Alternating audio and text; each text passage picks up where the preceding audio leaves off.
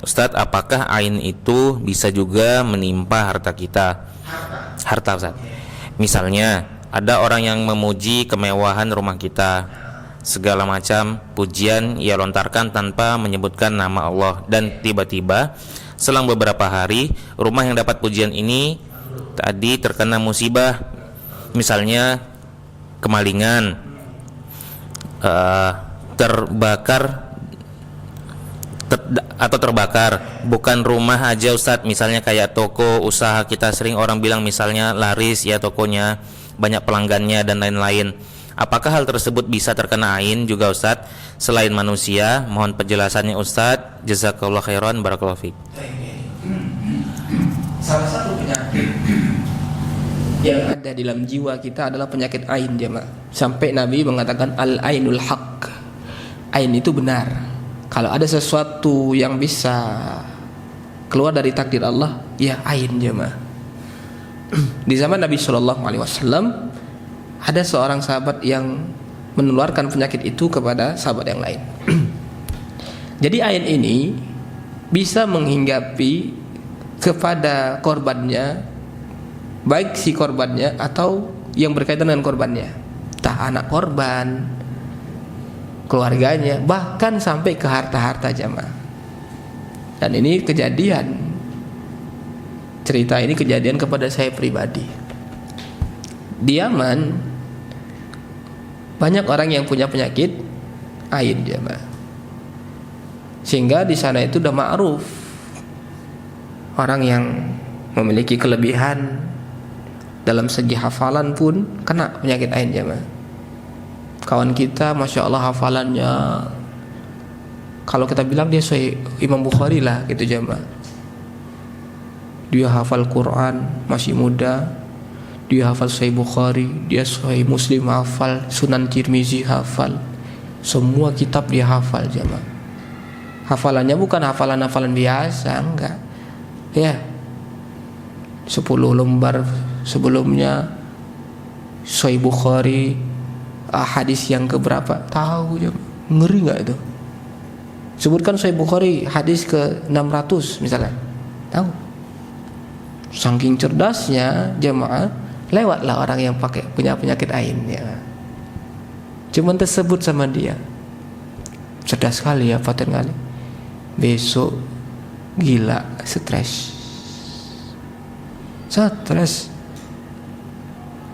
di ruqyah selama setahun lebih, baru balik lagi kesadarannya jemaah. Saya baru beli HP, gak usah sebut lah mereknya ya kan, gak usah sebut mereknya jemaah. Beli HP, baru saya beli HP, dapat kiriman dari Medan untuk beli HP jemaah. Beli HP, ya namanya jiwa-jiwa pamer dulu masih ada jemaah ya kan, pamer lawa ya kan, main-main HP. Lewatlah orang Arab jemaah, kita tengok dia, ada jual kuis katanya, ini HP paten kali kalau bahasa kita kan gitu. Apa yang terjadi jemaah? Baru dia pergi padam HP awak, padam. Ini baru nih, kalau kita bisa bilang baru buka segel. Baliklah awak anak ke counter. Si counter bilang nggak ada masalah apa-apa nih kata. Tapi kenapa nih padam? Bilang ya nggak tahu lah, nggak bisa diperbaiki nih kata, udah rusak kata. Nggak mau ganti pula kan gitu. Wah rupanya kena pak, rusak HP. Anda tahu ini pelakunya dia nih, cari nggak dapat.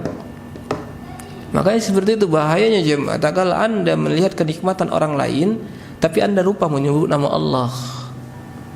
Jadi kalau antum melihat orang punya kenikmatan, kesuksesan dunia, antum jangan puji dia tanpa menggunakan lafaz Allah. Antum harus mengatakan Masya Allah, Allahumma barik, barakallah. Ya kayak gitu coba. Jangan antum bilang, weh Masya kaya kali ya, sukses kali kau ya kan gitu. Oh hebatlah kau ya kan gitu. Makin kaya aja kan gitu. Nah ini gawat jemaah ya.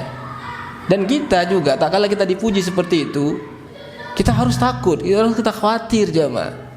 Kita harus berlindung kepada Allah Subhanahu wa taala. Karena apa? Nabi sallallahu alaihi wasallam mengatakan di dalam sebuah doa, ya, Allahumma inni a'udzu bikalimatillahi tamma min syarri ma khalaq. Ya. Allahumma inni a'udzu bikalimatillahi tamma min kulli ainin lama wa min kulli syaitonin hama wa hama, ya. Lain ainin lama. Ain. Penyakit ain yang lama, yang keji jemaah. Jadi kalau dia melihat, dia menularkannya penyakit tadi itu dengan pandangan jemaah. Ya, kita tengok dia dengan sini. Itu penyakit itu ditularkan dari orang yang hasad jemaah. Punya hasad yang sangat jemaah. Jadi kita nggak boleh kenikmatan yang Allah berikan kepada seorang kita berupaya mengatakan semoga Allah Subhanahu wa taala berkahi hartamu dan semoga Allah Subhanahu wa taala berikan yang terbaik kepada hartamu. Barakallahu fiik. Kayak gitu jemaah, ya. Thayyib. Kalau itu pun terjadi jemaah, kita merasa, ya, maka upayanya nggak lain adalah kita ruqyah. Ruqyah jemaah.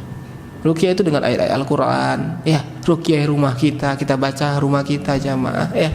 Dengan ayat-ayat kursi, Al-Baqarah jemaah, agar hilang jemaah keburukan-keburukan tadi gitu, ya. Tetap optimis, ya. Optimis kita bahwasanya itu semua dengan kehendak Allah Subhanahu wa taala dan Allah yang bisa menghilangkannya jemaah. Thayyib. Wallahu a'lam bishawab. Barakallahu fikum. Ada lagi pertanyaan jemaah? Silakan.